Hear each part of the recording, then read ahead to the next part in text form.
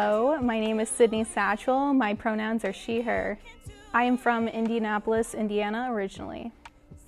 Growing up in Indiana was awesome. I mean, there's a reason people have kids and then move to Indianapolis. It's a great place to grow up as a kid. You know, the rolling suburbs, you're just riding your bike with your friends. You know, if you've seen Stranger Things, that's in Indiana. That's very much the experience. Let's see. I vividly remember, of course, being around 6 or 7 years old, and we got one of those AOL CDs in the mail, put that bad boy in the computer, and then we were online. So I remember having my own AOL Kids account. There were, you know, messaging boards. I could email my grandma. I had a Little Mermaid video game on this computer as well. And so I remember from an early age, like learning to read from playing Game Boy. And so I've always just had like a real affinity for technology, and I started experiencing it really early. I learned about coding when I started playing around with like different blog platforms. Like I remember I was in middle school and I had my own Zanga. And of course you want like the most elite, cool looking theme on your blog. So that's when you start learning a little bit of CSS, a little bit of HTML, and you don't really know what you're doing. You're kind of copying and pasting it from different areas, but that was the first time I ever coded. I think my passion for pursuing a career in technology came from my love of math and science. That was always a really strong area for me in school. I loved school. I was a total nerd when I was a kid. So I really love math, I really love science, I really love computers, video games, all of this stuff. And so all of those things kind of coming together led me to computer science and led me to think like, hey, I could definitely make a career out of this, learn how to do this. It's actually pretty lucrative too, so I think it would be fun to try. I mean, technology is the future. The momentum that's started cannot be slowed. I think as time goes on, there's going to be even more demand for software engineering jobs. I think that's going to be the new trade that people are pushed towards who are in high school and looking for a career. So I really don't see it slowing down at any point. I went to a charming little engineering-only school in rural Indiana. I think we had about 6 Black students in the school period. We did not get Martin Luther King Jr. Day off from school. In addition to it being overwhelmingly white, it was 80% male as well. So when I was there, it was quite a culture shock compared to the environment I had been raised in. And it kind of like led me to see a lot of things that I hadn't seen before. Just like being a woman in the program, it was like people didn't expect as much of you. The professors maybe didn't give you the benefit of the doubt a lot of the time. So it was a time when I started to see that there were some inequities when it came to the tech industry. I was definitely radicalized during college, as many people are. It's not a unique story, but I think the combination of just being in that very homogenous environment and not necessarily matching that homogeny anymore kind of led me to have that like pivot in my mind where I said, oh, okay, wait, actually there is a diversity problem going on here, and it has real consequences for those people who are diverse in the group. I think when I think back to my childhood, one thing that I really appreciate was how diverse the environment that I was in when I was growing up. So when I went to high school, the demographics were about 40% white, 40% black, and then like 20% Hispanic. So as I was growing up, like through elementary school all the way to high school, I always had friends that didn't look like me, came from different backgrounds from me. And so I think like from that, you are just able to relate to people a little better than you would be otherwise. I think they just didn't want to go to that school in particular. So I think the fact that that school was just very white and very male, like the people who went there were kind of self-selecting. The reason I really wanted to go there is that it had really good statistics for graduates' starting salaries after graduation. And so with that, I could kind of justify spending the money on the degree knowing I'd be getting a good job afterward without kind of considering the overall environment that I would be in. And did I ever feel like I had to prove them wrong or prove myself? I definitely think I had to work a little harder to get some people's respect, but I never bought into the idea that I needed to be perfect in order to change their perception of me. At a certain point in time, I kind of accepted that I don't have power over how other people perceive me. And I need to do the things that I need to do to get a great education, to learn how to code, to become the best software engineer I can be. But at the end of the day, if that's not enough for someone else, there's nothing I can do about that. I graduate college, the best day of my life. I had worked so hard to get there. I said, oh my God, it's finally happening. I have my degree. I can start my career. I'm going to get this bomb-ass job. I never have to worry about money again. I'm set. This is like what I'm telling myself, right? So I get my first job. I move to the big city. I'm taken out of the cornfield, plucked down in downtown Chicago. I have no idea what's going on. I don't know how to take a bus. I don't know how to take a train. Suddenly, like, I have all these apps like Uber and like I can get food delivered to my house. I'm like, this is crazy. I could have been living like this the whole time. So I'm plopped down in the big city. I have my first big tech job, and it's at Groupon. And I get to work. I quickly find that working in the tech industry is nothing like being in the classroom. It doesn't really matter how hard you try something. You're not going to get bonus points for that. Like in the industry, they want results. So, you know, you have to be smart about what you go after. It was like a huge time of learning for me. Even though I'd spent 4 years learning how to code, suddenly I had all these other things I needed to learn, like how to work effectively in a team setting. Instead of working on a project that I turn on after 2 weeks, I'm working on a project that people have been building for like 5 years. So it's just a completely different paradigm, and the learning never slowed down. I thought, okay, I'm done with school, like now I'm just gonna do what I do. Not the case. It's always learning, always evolving, and that was the big impression that was made to me when I got my first job. Let's see, I think the pros were that I got a lot of confirmation that I had made the right decision. I was really enjoying the work. You know, it's like putting a puzzle together. You're given a challenge to solve, and you just got to figure out how to do it. I love that. I love the challenge.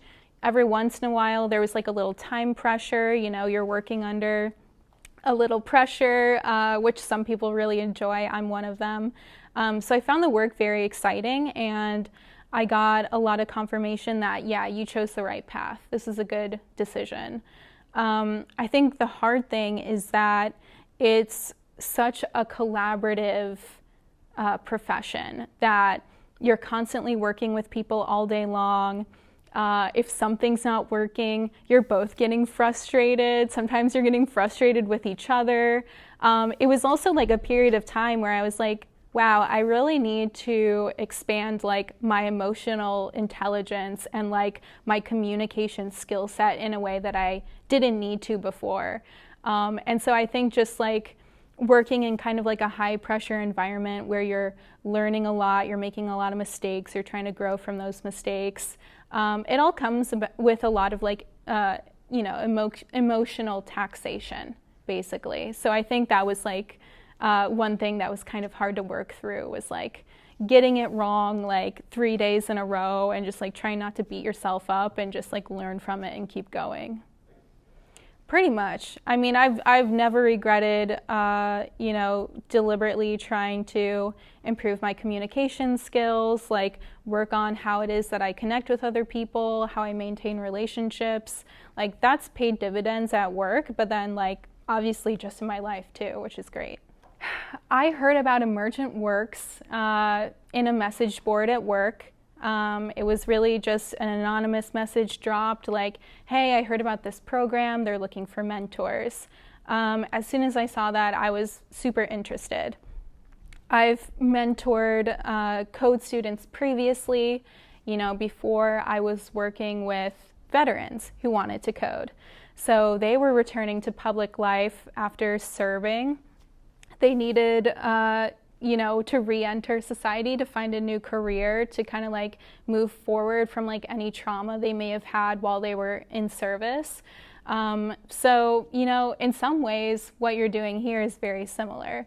You're re-entering public life, giving people the skills they need to start a new career, and of course, like moving forward from any traumas that they could have previously experienced.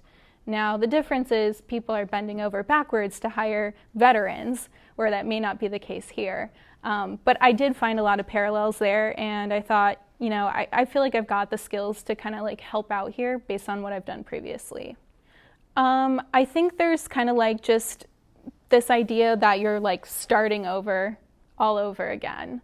No matter how old you are, it's always jarring to say like, okay, I'm starting something brand new.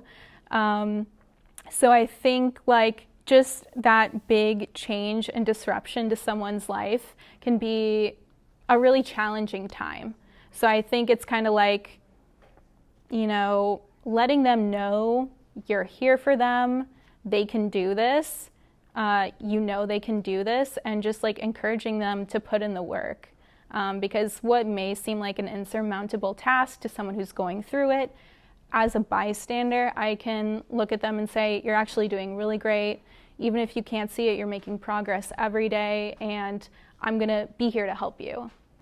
My mentee is Jason. Jason is always cracking jokes. He's like the biggest jokester. I love Jason. He's a great guy. Jason came into the program not really having ever coded per se before.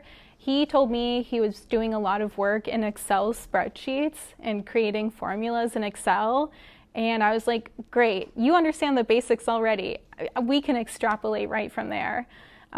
So he told me he was really interested in video games. I don't know anything about video games. I have no passion for video games, but I was like, you know what? If this is gonna get him really excited, let's do it. So I told him, all right, like, let's just make a video game. Let's just do it. So like in our first or second session, we just started making a video game. And I was like, you know what? It's kind of an even playing field because I don't really know what I'm doing here either. So we're just gonna figure it out together. So that was like a really fun learning experience, and I think it started off our relationship on a good foot, just like doing something fun that he was passionate about, that like we could just kind of explore freely and be a little creative too, creative outlet.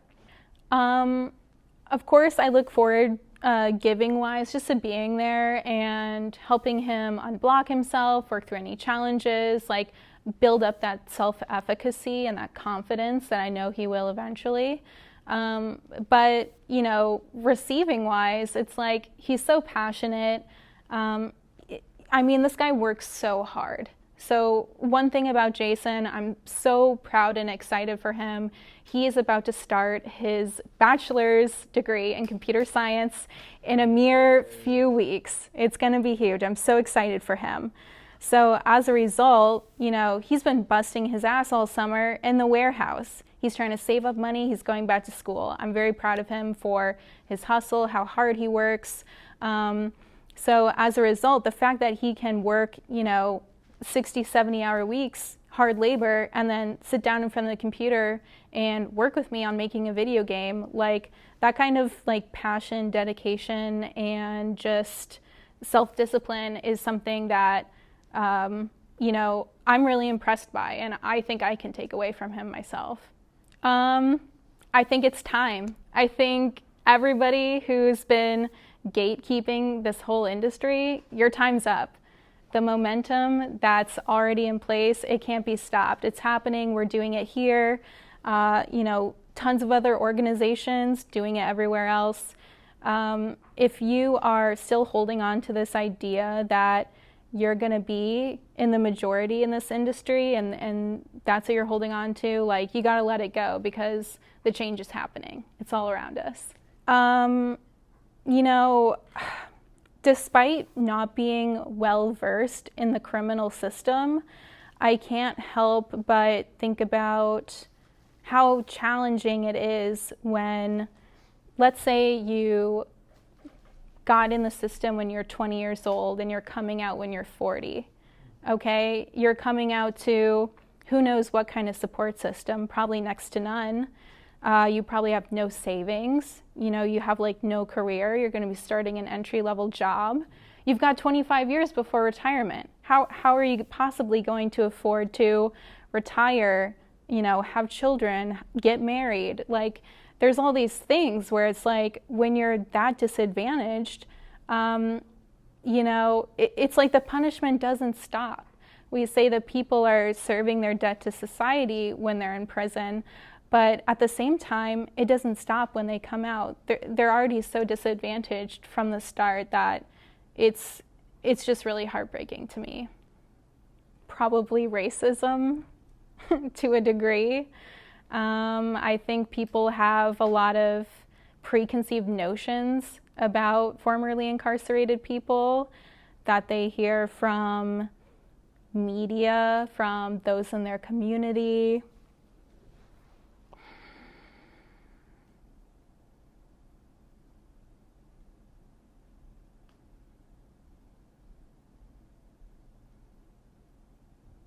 I think there's a lot of people too who maybe they've never actually met someone who's formerly incarcerated.